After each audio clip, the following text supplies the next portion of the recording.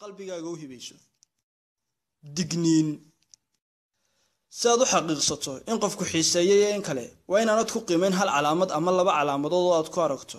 waa inaad urursataa oo aad ogaataa calaamado badan si aad u qaadato go'aankaaga ugu dambeeya oo ah inaanu qofkaasi wax xiisaa ku hayn. Number 1 qofku hamaamsado wax badan markaad la joogto. dadku waxay hamaamsadaan marka xad yar oo oxygen ay gaadho maskaxda. tanna waxa sababa marka uu qofku wax ka xiiso dhaco. haddii qofka aad la joogto uu hamaamsado wax ka badan hal mar, ogow qofkaasi inaanu xiiseynayn la joogistaada. 2 jawaabo gaagaaban oo joogto ah. dadku waxay soo koobaan jawaabahooda markay mashquul yihiin. haddii aad aragto qofka hadallo kooban ku leh jawaabtana kuu gaabinaya, ogow in qofkaas aanu rabin inuu kula sii hadlo, taasina ay muujinaysaa in xiisihii meesha ka baxay. 3 qofka oon su'aalo ku weydiin. badanaa qofku waxa uu su'aalo qof kale weydiiyaa marka uu doonayo inuu qofka wax badan ka ogaado aadna u xiiseynayo. haddii aanu qofku wax xiisaa ku hayn, isku dhibi maayo inuu wax su'aalaha ku weydiiyo.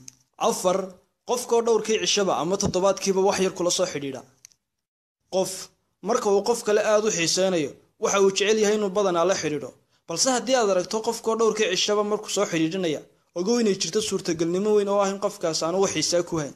haddii qofku la soo xidhiidhi jiray in ka badan hal mar maalintiiba uu bilaabo inuu kula soo xidhiidho maalintiiba hal mar ama dhowrkii cishaba maalin, ogow in qofka uu ka guray xiisihii ku hay. 5 qofka oon ku dadaalin is aragiina. haddii aad aragto qofka oon waqti ku bixinayn isla markaana aan ku dadaalayn inaad saragtaan, waa calaamad cad oo muujinaysa inaanad qofka wax ahmiyada ka lahayn dhankiisa. 6 qofka oon ku tusayn tayooyinkiisa fiican. tani waa calaamad weyn oo ku tusaysa in qofku aanu wax xiisaa ku hayn.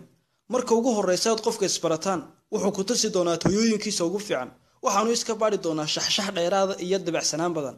balse haddaad aragto qofka oo aanad uga duwanin dadka kale caadiga ah, ogow inay jirto suurtagalnimo weyn oo ah in qofkaas aanu wax xiisaa ku hayn. 7 qofka oo marmar muujiyo inuu ku xiiseynayo haddana dib loo waayo. haddii aad aragto qofka oo markuu soo xiisaya haddana muddo dib u goosanayo oo la waayo, waxaa jirta suurtagalnimo weyn oo ah in qofkaas aanu wax xiisaa ku hayn isla markaana aanu ku jeclayn. 8 qofka oon ku soo jawaabin markaad online kula hadlayso.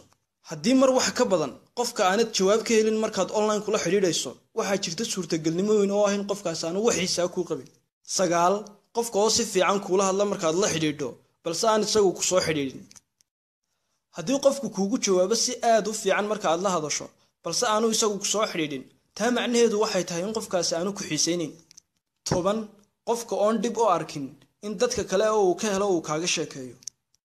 haddii wiilka aad la socota uu kaaga sheekeeyo hablaha kale uu la sheekaysta oo uu ka helo, sidoo kale gabadhuna aanay wax dhib u arkayn inay kaaga sheekaysan ragga kale ay ka hesho, taasi waa calaamad cad oo kuu sheegaysa in qofkaasi aanu adiga wax xiisaa ku hayn.